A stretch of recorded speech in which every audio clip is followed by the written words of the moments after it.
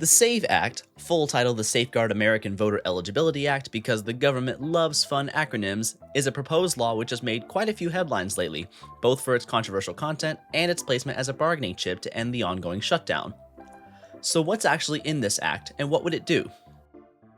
The SAVE Act owes its existence to allegations of voter fraud in the 2020 presidential election, when Democrat Joe Biden won the presidency from Donald Trump and simultaneously captured control of the Senate.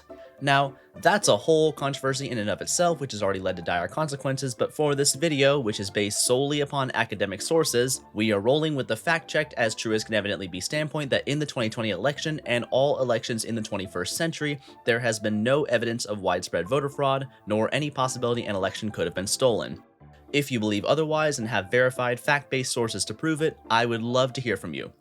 And so would the current administration. Anyway, the SAVE Act primarily aims to introduce much more stringent voter ID requirements, invalidating all forms of ID which don't indicate citizenship status or place of birth.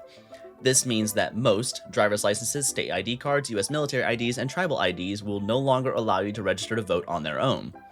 As such, alongside a handful of documents which are highly unlikely for the average citizen to have on hand, some of the only surefire ways to register to vote under the new law would be with a US passport or a US birth certificate alongside one of those now invalid on its own government IDs.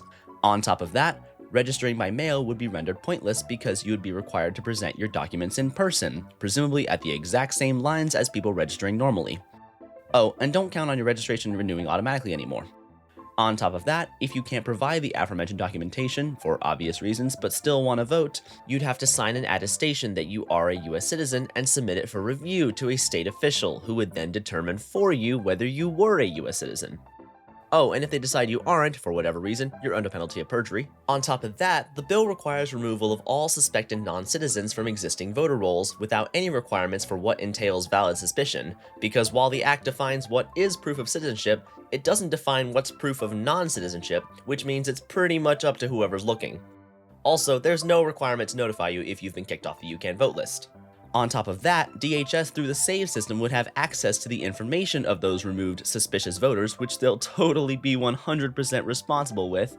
And to cap it all off, all these changes have a tiny implementation period, meaning policy will have an almost overnight shift if the bill is signed, meaning lots and lots of paperwork and organizing for all those states and the poor officials who will now be required to verify millions of citizens' registration info with only months before the midterms.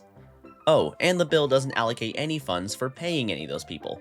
Obviously, the Democrats are highly opposed to passing this, which is partially why the shutdown is still ongoing, as this act would likely heavily curtail Democratic votes who tend to lead among economically or linguistically disadvantaged voters. Whether you think the problems that the SAVE Act is supposedly trying to solve exist is up to you, but you can be certain that no matter who it ends up benefiting, it'll likely cause a lot of problems of its own. Hey y'all, thanks for watching the video. If you enjoyed this episode, please don't forget to like and subscribe. I'll see you next week, and in the meantime, stay political.